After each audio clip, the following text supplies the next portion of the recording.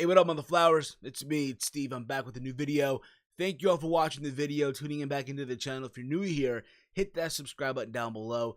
Give this video a big old thumbs up. And share this video, motherflowers, throughout your entire social media platforms. Facebook and Twitter. Because motherflowers, why the hell not?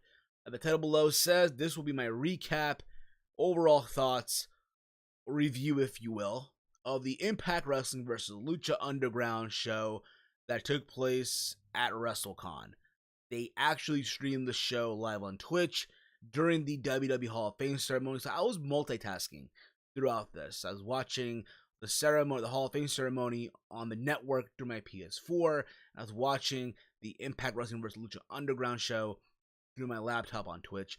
And I thought overall, okay, a while back when I heard the news that Impact Wrestling was going to do a super show with Lucha Underground, a cross-promotional show during WrestleMania weekend, I thought overall on paper, it was a good idea. Lucha Underground, for the time they've been around, they've had this buzz behind them. And apparently, they're returning with Season 4 sometime in June. So, again, there's that buzz behind Lucha Underground. And if you're Impact Wrestling, why not, do a show with Lucha Underground right now? And I said this for a while now, and I'll say it again. The fact that Impact Wrestling is doing a show during WrestleMania weekend, I think that's good for them. I've always said that they should have done it. Like, I remember last year WrestleMania weekend in Orlando, the fact that they didn't do a Impact, special show or a taping at the Impact Zone was like a crime. Like, what the hell, But nonetheless, I thought this show overall, honestly, was a solid show. I thought, up and down this card, there was some good stuff here, and at the same time, there was some hit or misses, if you want my honest opinion. But that's my thoughts. As always, I want to hear from you. So down below in the comment threads, give me your thoughts on the show, or if not, on Twitter, at HeelSteven, where I tweet throughout all these shows, Raw, SmackDown, pay-per-view, NXT, and all that fun stuff. Literally, this weekend alone, I'm doing reviews for mostly some of the shows. Like, I'm doing a review for this. I'm recapping tomorrow Ring of Honor, Supercard of Honor 12. I'm recapping NXT. So if you are new to this channel, make sure you give this a sub. Hit that sub button down below. Hit that bell icon. Be notified when I upload a video and I go live. I did early in the day my WrestleMania 34 predictions video. It's up in the archives. And before I get into this review, I want to give a big thank you to the homie himself at Salrex for this awesome overlay that you see on this video. If you are a YouTuber or a podcaster out there and you want awesome layouts done for your podcast, your YouTube channel, or just awesome overlay like you see right now, go hit him up on Twitter at Salrex Gaming. I have a link to his Twitter handle down below in the description box. He's done overlays and layout not just for myself, but for OKFabe, JD from NY206, Solomonster, to name a few. So again, go hit him up and he will just give you amazing stuff. Believe me. Just wait till you see tomorrow from the overlay that I'm going to have for Supercard of Honor, for the review for that, and as well for NXT. You're going to love them, believe me. But anywho, let's get into this show, shall we? So, the show started off with two announcers. We had Michelle McKenzie, or Mitchell McKenzie. You can't get the idea, okay? It's McKenzie from Impact Wrestling and Melissa Santos for Lucha Underground. They're both in the ring. I feel like, honestly, I get what they're trying to do. You have one announcing for Impact, one announcing for Lucha Underground. You had on commentary, you had Josh Matthews representing Impact and Lucha Underground representing, Matt Striker. I thought that was cool for what it was. We had the first match of the night. We had a 6-person tag. We had Matanza Cueto, Chavo Guerrero, and Jack Evans representing Lucha Underground versus Caleb Conley from the Cult of Lee, versus with Matt Sydal, who is the current X Division champion, along with Moose. First and foremost, let me say this. I thought this match overall was a solid way to kick off the show. The only knock on this is I would have done easily on this show, and this is just me, of course, I would have done Moose versus Cueto, or Matanza Cueto, that is, and as a one-on-one match. Other than that, this match was a good, solid match. There are good spots here. The match ends literally with Matanza pinning Caleb Conley after he hit the Wrath of the Gods. And the move was a sick move to see. But again, Lucha Underground picked up the first win. But again, if it was up to me, this is just me, of course. I don't know how you guys feel about this. I would have done Moose versus Matanza Cueto in a one-on-one match. And then had Chavo and Jack Evans versus Caleb Conley and Matt Sydal, who's the current X Division champion. We then had knockouts action here. For the knockouts title, we had Allie defending her championship versus Taya Valkyrie, the Queen of Lucha, the Arena of the Luchas here. This match overall, I felt like honestly was a little sloppy to me. Taya overpowered Allie to start the match, mocking her, playing to the crowd before Allie repeatedly tries to knock her over, only to be, clotheslined. But again, this is a sloppy match, to be honest here. I don't know how, but again, Allie retained here by defeating Taya Valkyrie with a pinfall after she hit a code breaker. But other than that, I just feel like, I get what they were trying to do. I get the whole notion here. Allie tried to overcome the power of Taya Valkyrie. And again, and I'm not saying it was a bad match or a good match. I just felt like it was a little sloppy, but that's just my honest opinion. Take it for what it's worth. We then had OVE versus, believe it or not, I don't know why, Scott Steiner and Teddy Hart. Mind you, nor Scott Steiner or Teddy Hart are signed to Lucha Underground. But yeah, we're getting an Impact Wrestling versus Lucha Underground show. This is where it's like a big miss here. Okay? First and foremost, Scott Steiner should not be getting wins or... Again, he's a legend all you want, but still. This is not about him. Nor even Teddy Hart. I get Teddy Hart had some good moves, don't get me wrong. But I just felt like, what a good way, seriously, for the veterans to put over the young talent. OVE, in my opinion, from watching Impact, from what I'm seeing, because again, I don't watch Impact like that, but I've been watching the clips here and there. OVE is like one of the top tag teams in that company.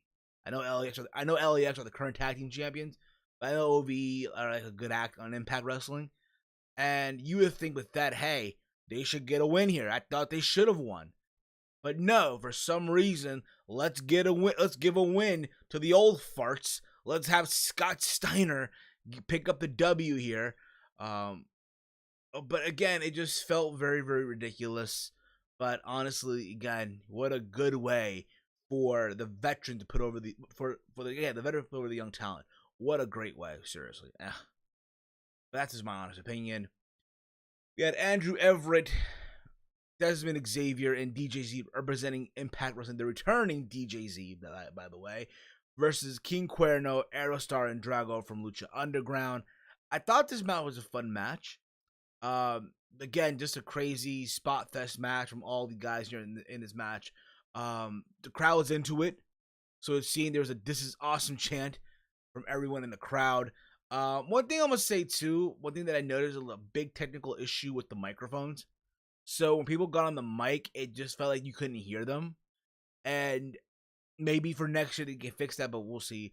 The match ends again with King Cuerno forcing Andrew Everett to tap out after he had a reverse figure four.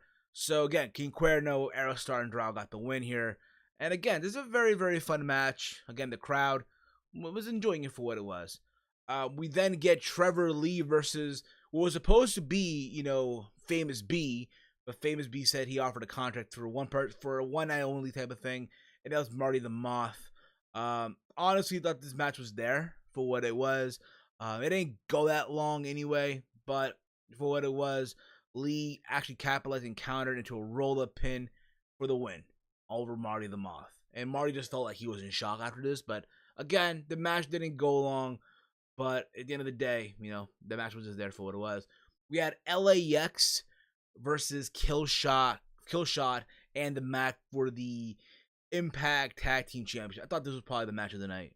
Hands down the match of the night. Just a crazy back and forth match.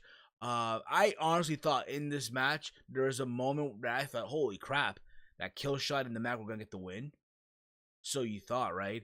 But there's again, a crazy off balls to the wall crazy match here. The Mac just does these amazing palm strikes. This is fucking insane. But it was all said and done. LAX picked up the W. So Santana and Ortiz retained the tag team title for Impact Wrestling. And from there, we'll see where they go here.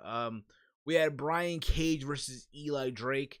Drake got on the mic and talked for like 5 minutes to the crowd, and then Brian Cage came out and they had the match. Again, the match for what this was, I felt like it wasn't bad or anything. I get what they're trying to do. Brian Cage is like this undefeated monster. He's a machine, right? So that being said, you knew that Brian Cage was gonna get the win, hands down. Which is not bad. Like, he won with this crazy ass move at the end. I forgot what it was, but it looks very, very crazy, right? Apparently it was the Weapon X after he countered it off the gravy train. But yeah, Brian Cage won, and I feel like, honestly, if you're Impact Wrestling, you should definitely put the rocket ship on him. Try to build everything around him somewhere down the road for him to feud the Aries later on. Maybe for Slammiversary, you could build up to a Brian Cage Austin Aries match for the Impact title. Just saying. But that's just my honest opinion. Take it for what it's worth. Okay? We then get the I Quit match. Eddie Edwards versus Jeremiah Crane or Sami Callihan. Okay? This match had so much build. So much anticipation. It's crazy how Impact Wrestling had milked what happened a couple weeks ago on Impact when Sami Callihan whacked Eddie Edwards with the bat and fucking broke his orbital bone on his eye, whatever. I'm not saying this match was bad. I thought this match, honestly, was a very, very good match. It was a crazy back and forth, just a fucking fight. There's a moment where Eddie Edwards fucking powerbombed Jeremiah Crane onto like a dolly, like the little like guardrail that little on the corner. That looked very, very fucking painful. Eventually, though, Crane had the upper hand. He knocked out Eddie Edwards almost, and then he went for the bat that was underneath the ring, and he attacked the referee. The referee was out, and he was about to whack Eddie Edwards again. And what do you know? What do you know? This is where this match, in a way, took a complete down, like just a complete nosedive. You had Don Callis come out with a towel and threw it in the middle of the ring. I get it. You wanted to, show that, hey, Eddie he kept fighting and fighting, but he couldn't do it no more. I get that. But at the same time, it's like, yo, you had so much build for this match. We couldn't have Eddie get a win here. I mean, at the same time, though, I'm going to say this too. I feel like this show essentially was just a super show. It wasn't anything like, oh my God, it's Impact, wrestling hyping up a pay-per-view. Even though we find out later on the night that there's some people from Lucha Underground that will be wrestling at the Redemption pay-per-view. But that being said, I feel like this feud will continue going forward. And they'll probably have, I'm not saying the payoff match or the end match here at Redemption. Maybe they could extend it a little longer for Slammiversary, but we'll see where this goes. But again, Sami Callihan or Jeremiah Crane got the win with some controversial ending with Don Callis throwing the towel. But nonetheless, I thought this match was enjoyable for what it was until the end, where we had that moment that it just was a complete no-no in my opinion. Okay, we were supposed to have the main event, a tag team match: Austin Aries and Phoenix versus Pentagon Jr. and I believe Alberto El Patron. The problem was Alberto El Patron did not even show up. No show the event. I wonder what excuse they'll show now. Here's the thing about it too, okay? It's a shame because I get it, hey, you're hyping up the main event too for Redemption between Aries and Alberto El Patron, and you just no-show it. Maybe he got drunk on Bourbon Street. I don't even know. But again, it just didn't look good. All right, people were chanting fuck Del Rio in the crowd. The match, I will say, it was a very, very fun match. These three guys went out there, they tore the house down. The crowd was into it. Near falls here. At the end of it, though, it looked like both Venus and fucking Pentagon Jr. knocked out Austin Aries. So he's just lying there outside the ring. And it was all said and done, right? It was all said and done. Pentagon Jr. picked up the win after he hit the Pentagon Driver on Phoenix. So essentially, the Impact Champion didn't get a win here. He didn't get pinned. Because why would he get pinned? He's going into a pay-per-view defending his title. You want him to go a little strong, even though, again, at the same time, it sucks because his opponent for the pay-per-view didn't even show up at the show, at this Super Show. Now, we don't know what happened with we don't know what happened with El Patron. We don't know what happened. Does it suck? Absolutely. But it's one of those things where, you know, again, you know, it's one of the downfalls of the show. You know, someone's missing and shit. But we find out as well that Pentagon Jr. and Phoenix will both be competing at the Redemption pay-per-view for Impact Wrestling. So again, we are seeing in a way, because again, you gotta remember too, Impact Wrestling has a working relationship with AAA. And AAA owns Lucha Underground. So we're seeing this mixture of all these guys coming, which I think is a good move as well. It gets also people to maybe want to order Redemption on pay-per-view. Because again, guys like Pentagon Jr., Aerostar, King Cuerno, Phoenix are big names in Lucha Underground. And again, there's that buzz behind Lucha Underground. So it's going to make people want to order Redemption. Why the hell not? I'm all for it. But overall, again, I thought this show was a solid show. There were some hit or misses here, like I said. But nonetheless, I'm happy that they actually did a super show or something like that for WrestleMania weekend at Wrestlecon. There were some technical issues here and there, yes. But nonetheless, I thought this show got a pass by me, in my opinion. So that's my thoughts. I want to hear from you down below in the comments there. Give me your thoughts on the show, if you enjoyed it or not. Let me know. If not, let me know on Twitter at HeelSteven. Thank you for watching this video. If you're new to the channel, make sure you hit that sub button down below. Give this video a big old thumbs up. And that's going to be it for me. Tomorrow, I will be recapping. I'll be reviewing Super Card of Honor 12. So make sure you tune in for that. And also, tomorrow, I will be reviewing NXT TakeOver New Orleans. All right. Again, big thank you to Salrex for the awesome overlay that you see. If you are a YouTuber or a podcaster out there and you want awesome layouts done for your channel, awesome logos done for your channel, your podcast, hit him up on Twitter at Salrex Gaming. He's done logos and layouts for almost myself, for OKFabe, for JD from NY206, like I said, OKFabe, and the Sol Monster for the Sol Monster Sounds of Wrestling podcast, to name a few. So hit him up. Tell him you want some layout, you want some logos done, and he'll work with you, all right? That's it for me, guys. I'm tired as all hell. I gotta get some sleep. I have work tomorrow morning, and then I have the whole day off to myself to watch all these wrestling events coming up, all right?